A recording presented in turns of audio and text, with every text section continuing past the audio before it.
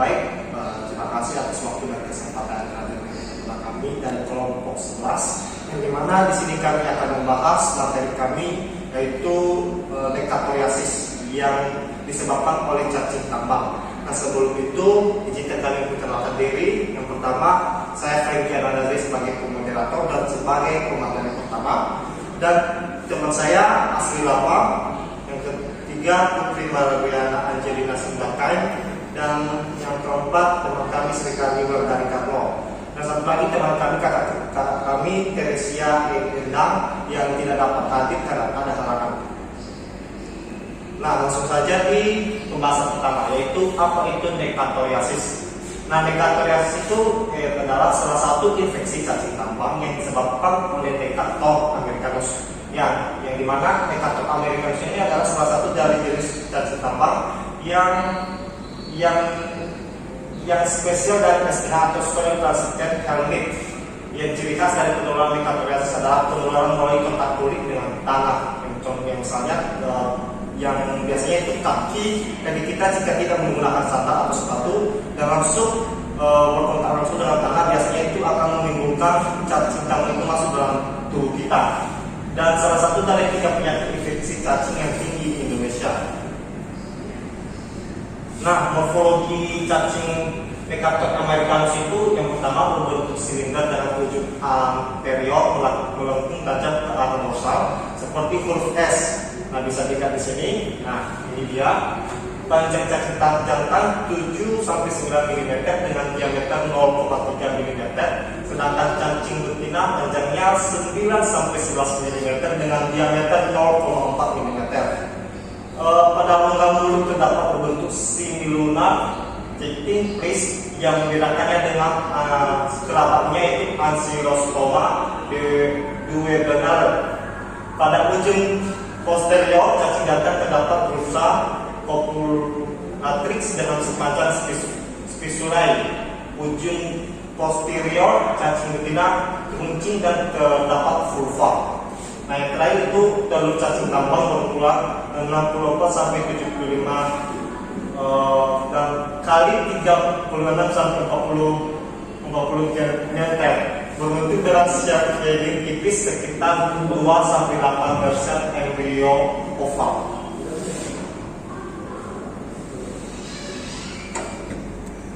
Oke, selanjutnya saya akan melanjutkan dengan mekanisme penularan. Di sini ada beberapa tahap, dimulai dari telur yang berada di dalam feses itu dikeluarkan melalui proses defekasi, kemudian proses tersebut dilakukan secara tidak pada tempatnya. Contohnya itu pada pembuangan BAB sembarangan di pinggir kali ataupun di perkebunan.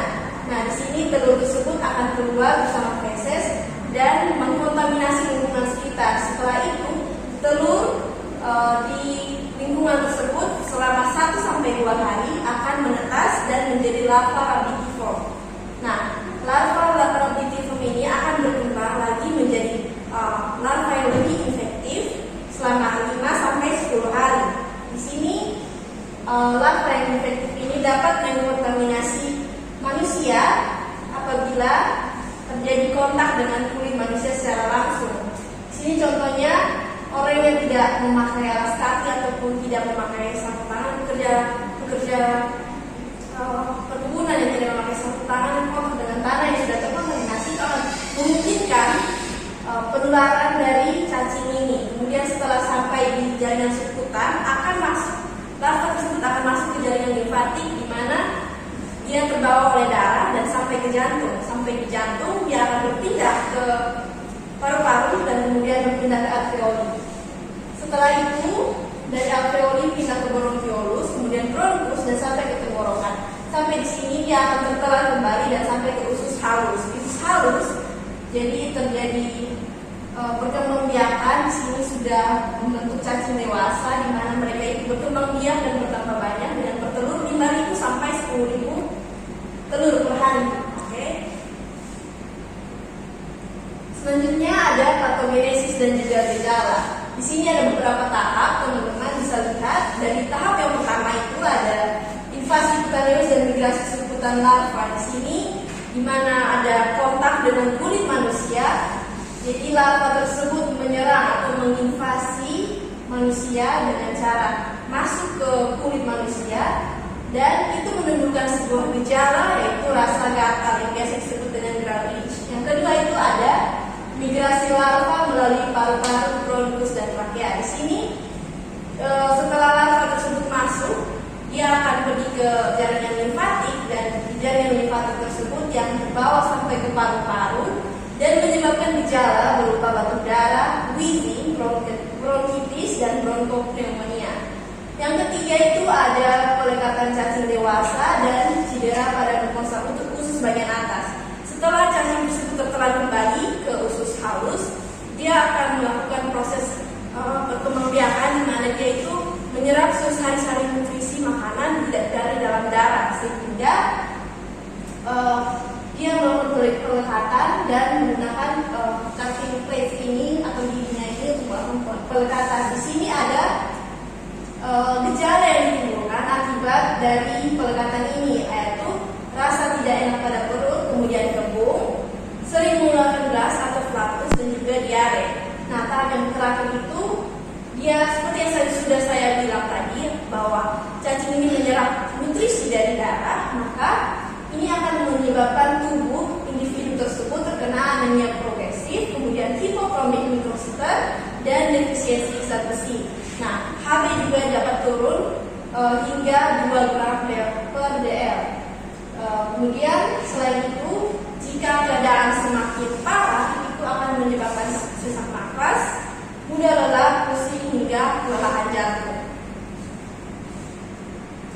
Oke, selanjutnya kita masuk ke epidemiologi dari cacing Necator americanus. Di sini agent utama penyebab dari penyakit Necatoriasis ini merupakan cacing Necator americanus dengan hospes definitifnya itu manusia. Di sini cacing tersebut tidak memiliki hospes intermediate ataupun hospes reservoir karena penularannya itu dari tanah langsung ke tubuh manusia, dan dia berkembang biak secara seksual dalam tubuh manusia. Nah, selanjutnya ini ada daerah sebaran dari cacing tambang. Di sini kita melihat berbagai jenis cacing tambang yang ada di berbagai belahan dunia. Ini untuk semua jenis, sedangkan ini untuk khusus untuk Necator americanus. Di sini untuk daerah persebarannya itu berada di sekitar 45 derajat lintang utara dan juga lintang selatan, dan juga 30 derajat lintang utara. Dan daerah cakupannya itu meliputi Afrika Tengah dan Selatan, Asia Selatan, Indonesia, dan juga Kepulauan Asia Pasifik. Ini epidemiologi ini juga mencakup berbicara tentang kelompok risiko. Kelompok yang berisiko tinggi ini merupakan kelompok yang sering kontak dengan tanah. Ini merupakan kelompok seperti anak-anak, kemudian pekerja tambang, pekerja kebun yang tidak memakai pelindung atau alas kaki dan juga sarung tangan. Kemudian ada juga kebiasaan seperti duduk di tanah, tidak menjaga hygiene perumahan, seperti tidak memotong kuku, tidak mencuci kaki, dan juga tidak mencuci tangan. Baik, selanjutnya untuk daerah Indonesia sendiri itu merupakan daerah yang cocok untuk perkembangbiakan dari cacing Necator americanus ini, karena kondisi iklim yang sesuai ini merupakan alasan yang sama dengan alasan perkembangbiakan cacing yang lainnya, karena iklim dan juga karena hygiene yang buruk. Nah, terutama ini diakibatkan oleh cacing ini tersebar lebih tinggi risikonya itu di daerah pedesaan, khususnya terjadi pada pekerja di daerah perkebunan yang tiap harinya itu berkontak langsung dengan tanah. Nah, ini juga didukung oleh buruknya sanitasi lingkungan dan juga tidak tersediaan air bersih atau tidak tersediaan jamban. Baik, selanjutnya pencegahan dan pengobatan saya akan berikan kepada teman saya. Terima kasih. Yang berikutnya yaitu pencegahan dan pengobatan. Pencegahan di sini perbaikan sanitasi lingkungan seperti penyediaan jamban yang sehat. Seperti yang kita tahu bahwa di pedesaan penyediaan jamban itu berkurang, sehingga untuk memutuskan rantai penyebaran dari manusia ke lingkungan, seperti penyediaan air bersih untuk mencuci tangan. Yang kedua, promosi kesehatan tentang perilaku hidup bersih dan sehat, seperti cara mencuci tangan yang baik, menjaga kebersihan diri dengan mencuci kaki dan tangan sehabis kontak dengan tanah. Yang ketiga, minum obat cacing secara rutin, disarankan 1 tahun 2 kali, setiap 6 bulan sekali. Yang terakhir, pencarian kasus aktif seperti pemeriksaan tinja merupakan cara yang tepat sehingga kasus bisa dideteksi secara dini dan intervensi secepatnya. 3. Baik, selanjutnya adalah pengobatan. Ada beberapa jenis obat yang disarankan, yaitu yang pertama Magensol. Magensol dapat dikonsumsi dengan dosis 2 kali 100 mg per hari dan dikonsumsi secara 3 hari berturut-turut. Yang kedua adalah Piranger Pamuat. Obat ini dapat dikonsumsi dengan dosis 11 mg per kilogram BB, maksimum 1 gram diberikan selama 3 hari berturut-turut. Dan yang terakhir adalah Albendazole. Obat ini dapat dikonsumsi 200 mg untuk anak usia 12 sampai 24 bulan dan 400 mg untuk anak berusia di atas 2 tahun atau dewasa.